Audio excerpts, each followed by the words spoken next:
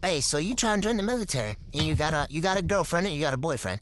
I'm finna let you know some of these pros and cons of getting married when you join the military, or if you don't get married when you join the military. Listen, lock in.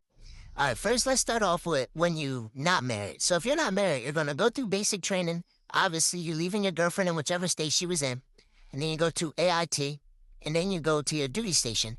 And when you go to your duty station, you're automatically going to hit the barracks. You're not going off post. You're not getting BAH or none of that shit. So you're in the barracks, which ultimately saves you money, which is a good thing. But the worst thing is that your girlfriend's going to get pounded by Jody. If she's probably getting pounded by Jody the same day that you leave for basic training, she already has in her mind who she going to get with once you're going. So you might as well just cut all ties with that female anyway. But if you marry her, then she get to come with you. You're not living in the barracks. You get what you call BAH, which is basic allowance for housing.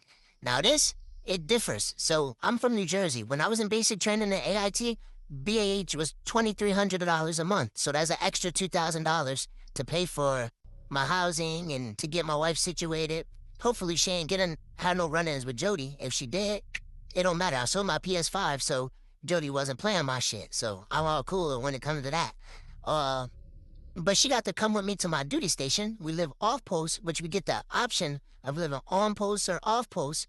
If you're on post, you get a house on post, but you don't get your BAH. That shit, your BAH covers the rent and everything for on post, so you're not even receiving it. Off post, though, I do get BAH, which is less than when I was in New Jersey, so that's a good thing. Now, here's where shit get crazy. If you break up with your wife, with said wife, she takes your BAH, so you still don't get BAH, and your dumbass is going back to the barracks. So that's kind of like just make sure if you're going to marry the girl that you're going to be with, that y'all stay together at least while you through the army, because you don't want her taking your BAH. That shit ass. Now she basically get free housing, and that shit kind of sucks. Or she can move in with her family and collect your BAH, and she just got she ain't even got to get no job. She just stacking free chicken. Also, if you're married and you end up cheating in the army, I think your ass is going to jail. I'm not 100% positive. Some of you vets and all you other people that super high speed can fact check me on that, but I'm pretty sure your ass is going to jail. It's called, I think it's called fratricizing, some shit like that. I don't know.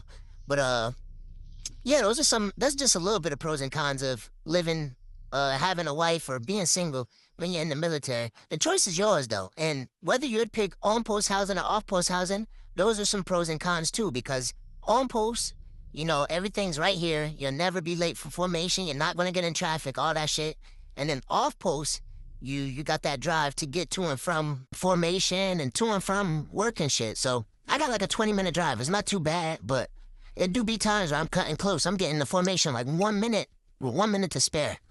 But either way, like I say, you're going to be all right.